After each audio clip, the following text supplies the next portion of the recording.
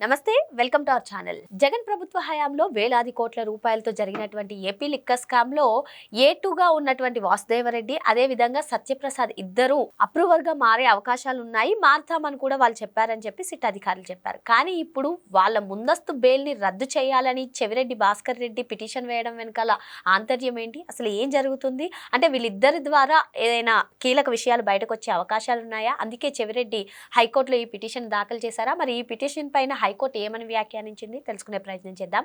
దీన్ని విశ్లేషించడానికి మనతో పాటుగా ఉన్నారు సీనియర్ జర్నలిస్ట్ దుర్గా కుమార్ గారు. నమస్తే సార్. నమస్తే అమ్మా శ్రావణి, మన వీక్షకులకు. లిక్కర్ స్కామ్ లో కీలక నిందితులైనటువంటి వాసుదేవరెడ్డి అదేవిధంగా సత్యప్రసాద్ వీళ్ళిద్దరూ కూడా మాకు బెయిల్ కావాలని చెప్పి హైకోర్టు అప్రోచ్ అవ్వడం, మరి వీళ్ళ బెయిల్ వద్దు అని చెప్పి చెవిరెడ్డి భాస్కర్ రెడ్డి మరో పిటిషన్ వేయడం ఏ విధంగా చూడాలంటారు? ఏంటి అసలు చెవిరెడ్డి భాస్కర్ రెడ్డి వ్యూహం ఏంటి? ఎందుకు ఆ పిటిషన్ వేసినట్టున్నారు? హైకోర్టు కూడా సహనిందితులకు బెయిల్ ఇవ్వద్దనడం ఇదే తొలిసారి అన్నట్టుగా కూడా వ్యాఖ్యానించినట్టుగా తెలుస్తుంది. ఏంటి సార్ మీ అభిప్రాయమే? అసలు ఇప్పుడు ఈ లిక్కర్ కేసు అనేది అనేక రకాల మలుపులు తిరుగుతుంది, ఊహించని ట్విస్టులు జరుగుతూ ఉన్నాయి. అసలు ఇది అంతులేని కథలాగా వెళ్తూ ఉంది. ఇందులో జరిగిన కుంభకోణం కూడా చాలా జాతీయ స్థాయి కుంభకోణం, కొన్ని వేల కోట్లు లేకపోతే 1,00,000 కోట్లకు దరిదాపుగా కూడా ఉంటుందనేది అర్థమవుతుంది. తర్వాత ఇందులో మనీ లాండరింగ్ కూడా జరగటంతో ఈడీ ఎన్ఫోర్స్మెంట్ డైరెక్టరేట్ కేంద్రం నుంచి వాళ్ళు కూడా ఇంటర్ఫీర్ అయ్యారు, వాళ్ళు దర్యాప్తు చేస్తున్నారు. ఇప్పుడు మీరు అన్నట్టు రెండో నిందితుడిగా ఉన్న వాసుదేవరెడ్డి అప్పుడు ఈ పూర్వ ఎండి బెవరేజెస్ కార్పొరేషన్, ఏపీ బెవరేజెస్, తర్వాత అప్పుడు స్పెషల్ ఆఫీసర్గా ఉన్న సత్యప్రసాద్, వీళ్ళిద్దరూ కూడా జైల్లో ఉండి బెయిల్ పిటిషన్ వేసుకున్నారు. బెయిల్ పిటిషన్ వేసినప్పుడు ఆ బెయిల్ పిటిషన్లో వాళ్ళు ఏం చెప్పారంటే, మేము అప్రూవర్స్గా మారతాము ఇందులోనూ, కాబట్టి మాకు బెయిల్ ఇవ్వమని వేశారు. ఈ బెయిల్ పిటిషన్కి కౌంటర్గా చెవిరెడ్డి భాస్కర్ రెడ్డి, ఐ థింక్ ఆయన 50 ఆ ప్రాంతాల్లో ఉన్నాడు, 45 ముద్దాయో ఎంతో, మరి ముందైతే లేడు, 40 ఆ ప్రాంతాల్లో ఉంది. అతను కూడా ఒక పిటిషన్ వేసాడు. ఆయన బెయిల్ కోసం వేస్తే పెద్ద విచిత్రం కాదు. సహనిందితుడు ఇప్పుడు మీరు చెప్పినట్టు ఇద్దరు బెయిల్కి ఇవ్వటానికి వీలు లేదు అని అభ్యంతరం వ్యక్తం చేస్తూ ఈయన పిటిషన్ వేసాడు. జస్టిస్ వెంకట జ్యోతిర్మయి ఆమె కూడా ఈ పిటిషన్ చూసి అసలు దీనికి విచారణ అర్హత ఉందా లేదా, అంటే దీనికి ఏ విధంగా టేకప్ చేయొచ్చు ప్రొసీజరల్గా, అసలు ఇలాంటి పిటిషన్ ఇంతకుముందు ఎప్పుడు కూడా దాఖలు కాల, ఇది ఒక కొత్త ఛాలెంజ్ కోర్టు ముందు.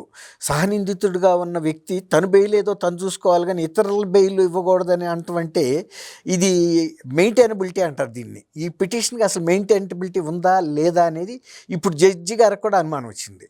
దాని మీద మీ వాదనలు, మీ అభ్యంతరాలు ఏంటని అడిగినప్పుడు వాళ్ళు తరపున హాజరైన లాయర్ చెప్పింది ఏంటంటే, వాళ్ళిద్దరూ కూడా అప్రూవర్స్గా మారతామని చెప్పారు. అప్రూవర్స్గా మారటం అనేది మా క్లయింట్ అంటే చెవిరెడ్డి గారికి కొన్ని అభ్యంతరాలు ఉన్నాయి, అందువల్ల మేము ఈ పిటిషన్ని మేము ఎదురిస్తున్నాము, అంటే అభ్యంతరం వ్యక్తం చేస్తున్నాము, ఇవ్వటానికి వీలు లేదు అనే ఒక పిటిషన్ వేశారు. ఆయన కోసం బెయిల్ వేసుకుంటే పెద్ద విచిత్రం ఏం లేదు, అది మెయింటైనబిలిటీ ఉందా లేదా అనే ప్రశ్న రాదు, అసలు ఇప్పుడు ఇవ్వటమా వద్దా అనే క్వశ్చనే తప్ప. ఇప్పుడు ఏంటంటే అసలు ఇది ఎలా టేకప్ చేయాలి, చేయటానికి అర్హత ఉందా లేదా అనేది వాళ్ళ జడ్జి గారికి కూడా అనుమానం వచ్చిన మీదట డిసెంబర్ 2వ తారీఖు వాయిదా వేశారు. ఇప్పుడు డిసెంబర్ 2న మళ్ళీ దీని మీద ఎంక్వైరీ జరుగుతుంది. ఎంక్వైరీ జరిగినప్పుడు 2 తరపుల వాదనలు వింటారు. విన్న తర్వాత న్యాయ సూత్రాల ప్రకారం అసలు సహనిందితుడు వేరే వాళ్ళ అదే కేసులో నిందితులకి బెయిల్ ఇవ్వద్దని అభ్యంతరం చెప్పడానికి ఆస్కారం ఉందా, అసలు ఏ బేసిస్ మీద ఆయన అభ్యంతరం వ్యక్తం చేస్తున్నాడు. ఒకవేళ వాళ్ళు అప్రూవర్స్గా మారితే మారతారు, మారినా వాళ్ళు అప్రూవర్స్గా మారినందువల్ల ఈయనకి పడే శిక్ష కానీ పెరగటం తగ్గటమే ఉండదు కదా. ఇప్పుడు నువ్వు తప్పు చేసావా లేదా అన్నది ఇక్కడ పాయింట్.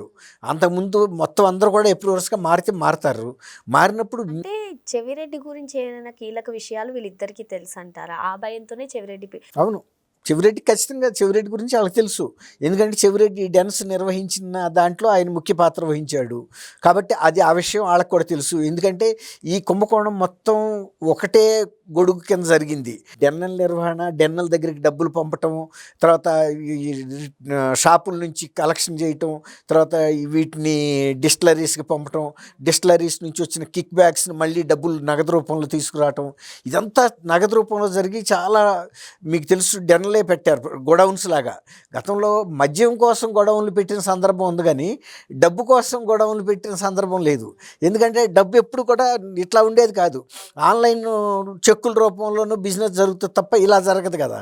ఇది మొత్తం నగదు రూపంలోనే జరగటంతో ఇది మద్యాన్ని ఎలా అయితే గోడౌన్లో పెడతారో మద్యం ద్వారా వచ్చిన అక్రమ డబ్బులను కూడా గోదాముల్లో దాయాల్సిన పరిస్థితి వచ్చింది. ఆ గోదాముల నిర్వహణలో ఈయన పాత్ర కూడా ఉంది. ఎందుకంటే తాడేపల్లి గోదాముల నుంచి ఎలక్షన్ ఖర్చుల కోసం వివిధ అభ్యర్థులకి పంపమని చెప్పినట్టు చెవిరెడ్డి చెప్పటం, Chevireddy one of the person ఈ డెన్నర్లకి ఆర్డర్స్ ఇవ్వటంలో ఒక ఇద్దరు వ్యక్తులకి అధికారం ఇచ్చారు, అందులో చెవిరెడ్డి కూడా ఉన్నాడు. కాబట్టి అతని పాత్ర బయటకు వస్తుంది అనేది చెవిరెడ్డికి అనుమానాలు ఉన్నాయి.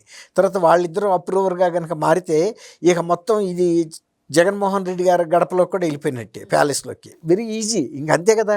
ఇప్పుడు అల్టిమేట్ లబ్ధిదారు ఆయనే. అసలు కీ రోల్ ప్లే చేసింది వీళ్ళిద్దరే, సత్యప్రసాద్, వాసుదేవరెడ్డి. తర్వాత అతనేమో అనఫిషియల్గా చేసింది రాజకేష్ రెడ్డి, అట్లా రాజశేఖర్ రెడ్డి, అట్లా చాలామంది ఉన్నారు. కాబట్టి ఇక ఇప్పుడు ఇది ఇక్కడ కనుక అడ్డుకట్ట ఎక్కిపోతే ఈ తాడేపల్లి ప్యాలెస్లోకే వెళ్తుంది ఈ విచారణ. వాళ్ళు చెప్పేసేది మమ్మల్ని ఆదేశించిందే జగన్మోహన్ రెడ్డి గారు, రోజువారీ కూడా మేము వసూళ్ళు చేసి ఇదిగో ఫలానా వాళ్ళకి ఇచ్చేవాళ్ళం, లేకపోతే ఫలానా గోడౌన్లకు చేర్చాము, ఎంత చేర్చింది అప్రాక్సిమేట్గా చెప్పేయగలరు వాళ్ళు. కాబట్టి వాళ్ళ చెవిరెడ్డి భాస్కర్ రెడ్డి ఇందులో ఎంత కీలకంగా వ్యవహరించాడో ఇప్పుడు ఆయన పరిస్థితి అంత ప్రమాదకరంగా మారింది.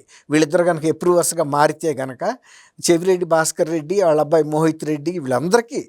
కాబట్టి చెవిరెడ్డి భాస్కర్ రెడ్డి రూల్స్కి వ్యతిరేకమైన లేకపోతే న్యాయశాస్త్రానికి వ్యతిరేకమైన తనకైతే ఇబ్బంది ఉన్నమాట వాస్తవం. అందుకే దానికి ప్రొసీజర్లుగా ఇవ్వచ్చా లేదా అనే తర్వాత మాట. ముందు పిటిషన్ అయితే వేసేసాడు. ఇప్పుడు దేశంలో ప్రతి వాళ్ళకి స్వేచ్ఛ అయితే ఉంది కదా. ఇప్పుడు కోర్టు కూడా నువ్వు వేయటానికి వీలు లేదు అనలేదు కదా. తీసుకున్న తర్వాత అసలు ఇతను వేయటానికి ఏ విధంగా కోర్టు పరిమితి ఉంటుంది, చట్టాలు ఎలా అనుమతిస్తాయి, తీసుకోవాలా వద్దా అనే మీమాంసలో అయితే పడేసాడు కదా. ఇప్పుడు కోర్టు అయితే అవుట్రైట్గా రిజెక్ట్ చేయలే. ఇది కొత్తగా ఉంది, వింతగా ఉంది, విచిత్రంగా ఉంది, మనం ఎప్పుడు వినలేదు. నిందితులకి బెయిల్ పిటిషన్ ఇవ్వద్దని ఇంకొక నిందితుడు వేయటం, అతనుకుంటే అభ్యంతరాలు ఏంటనేది అయితే వినాలి కదా. ఏదో ఒక సమస్య లేకుండా డాక్టర్ దగ్గరికి వెళ్ళరు. డాక్టర్ దగ్గరికి వెళ్ళినప్పుడు కనపడే నొప్పులు కొన్ని ఉంటాయి, కనపడే నొప్పులు కూడా కొన్ని ఉంటాయి. కనపడే నొప్పులు కూడా ఆయన ఎక్స్రే తీసో స్కాన్ తీసో పట్టుకోవాలి తప్ప నువ్వు నా దగ్గరికి వచ్చావు కానీ నా కంటికి నొప్పి కనపట్టలేదంటే ఎట్లా కుదురుతుంది. అదే సేమ్ ఇప్పుడు పరిస్థితి జడ్జి గారికి నీకుండా అభ్యంతరాలు ఏంటి అన్నప్పుడు ఆయన కొన్ని చెప్పుకోలేని పరిస్థితుల్ని చెప్పాడు. కాబట్టి ఆయనకున్న అభ్యంతరాలు, అతను అప్రూవర్గా మారితే ఈయనకు వస్తున్న ప్రమాదం ఏంటి, ఇవన్నీ కూడా కొంచెం లోతు సునిశ్చితంగా ఆలోచిస్తుంది ఇప్పుడు కోర్టు. అంటే ఈయన పాత్ర ఉండబట్టే ఈయన ఇంత భయపడుతున్నాడు. లేకపోతే ఈయనకన్నా ముందున్న 35 మంది ఉన్నారు నిందితులు అనుకుందాం, వాళ్ళు అప్రూవర్స్గా మారుతారు. మారితే అసలు నువ్వే కనుక తప్పు చేయకపోతే వాళ్ళు అప్రూవర్స్గా మారినా కూడా నీకు వచ్చిన ప్రమాదం ఏం లేదు కదా. అంటే నువ్వు తప్పు చేసావు కాబట్టి నువ్వు ఇతరుల బెయిల్కి నువ్వు అభ్యంతరం పెడుతున్నావు, నీకు ప్రమాదం ఉందని నువ్వు భయపడుతున్నావు, నీ పాత్ర ఉందని నీకు తెలుసు కాబట్టి నీలో ఆ జంకు మొదలైంది. జడ్జి గారి ముందు కూడా ఇంచుమించుగా ఇట్లాంటి వాదన వాళ్ళు వినిపించాలి, అంతే కదా. ఇప్పుడు నీకు బెయిల్ కోసం నువ్వు అడగటంలో అడగొచ్చు, నీకు హక్కు ఉంది. వాళ్ళకి ఎందుకు ఇవ్వద్దు అనేది, వాళ్ళు అప్రూవర్గా మారే స్వేచ్ఛ వాళ్ళకి లేదా? నేరం చేసే స్వేచ్ఛ ఎంత ఉందో అప్రూవర్గా మారే స్వేచ్ఛ కూడా ఉంది, అంతే కదా. మరి అట్లాంటప్పుడు వాళ్ళకుండా స్వేచ్ఛని హరించడానికి చెవిరెడ్డి ఎవరు? ఇప్పుడు వీళ్ళందరూ మాట కలుపుకుని చేశారు. తర్వాత జరిగిన తర్వాత అనేక రకాల పరిస్థితులు వచ్చినాయి. ఆయన సెక్షన్లు వేరు, A1 A2 అయ్యాడు, A3 అయ్యాడు. నువ్వు డైరెక్ట్గా ఇన్వాల్వ్ కాలేదు కాబట్టి ఏదో డెన్లో వాళ్ళు తీసుకొచ్చిన డబ్బుల నిర్వహణ వరకే నువ్వు చేసింది, లేకపోతే మధ్యలో ఏదో మీడియేటర్గా చేసావు, అందువల్ల నీకు పెద్ద శిక్ష పడపోవచ్చు. మరి వాళ్ళకి శిక్ష పడుతుంది, వాళ్ళు అదే చెప్తారు. మాకు ఈ కుంభకోణంలో మాకు వచ్చింది తక్కువ శిక్ష, A1 A2 A3గా ఉన్నాం మేము, కానీ అసలు లబ్ధిదారులు వేరే ఉన్నారని వాదన వాళ్ళు చెప్తారు కదా. అసలు డెన్నులు నిర్వహించింది వేరు, వాళ్ళ పర్మిషన్లతోనే జరిగినాయి, మేము తీసుకెళ్ళి వాళ్ళకి అప్పచెప్పామే తప్ప మాకు ఎంత శిక్ష ఎందుకు అని రేపు వాళ్ళు వాదించేది. కొంచెం కేసు డీటెయిల్స్ మొత్తం రేపు బజార్కి రాబోతున్నాయి. అసలు right from the horse mouth అంటారు. అంటే ఎవరైతే చెప్పాలో వాళ్ళ నోటమ్మట వస్తేనే ఆ వాటికి విలువ ఉంటుంది, ఎవరో చెప్తే ఒకళ్ళ తరపున విలువ ఉండదు. ఎవరైతే ఆ కేసులో రెండో ముద్దాయిగా మూడో ముద్దాయిగా ఉండి అసలు కీలక పాత్ర వహించారో ఈ డబ్బుల్ని రాబట్టడంలో కానీ వచ్చిన డబ్బుల్ని తీసుకెళ్ళి పెద్దలకు అందించడంలోనూ వాళ్ళు రిస్క్ పడి వీళ్ళకి ఇచ్చారు.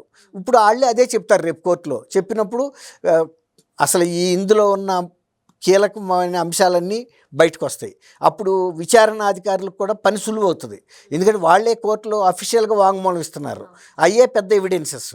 కాబట్టి వీళ్ళు ఇచ్చిన ఎవిడెన్సెస్ని పట్టుకుని వాళ్ళు కేసు డైరెక్షన్ని రేపు ఛార్జ్ షీట్లు ఫైల్ చేయటంలో కానీ అన్నీ కూడా కొంత ఈజీ అయిపోతుంది. మరో అంశంతో మళ్ళీ కలుద్దాం. Thank you sir. Thank you Shravani, మన వీక్షకులు.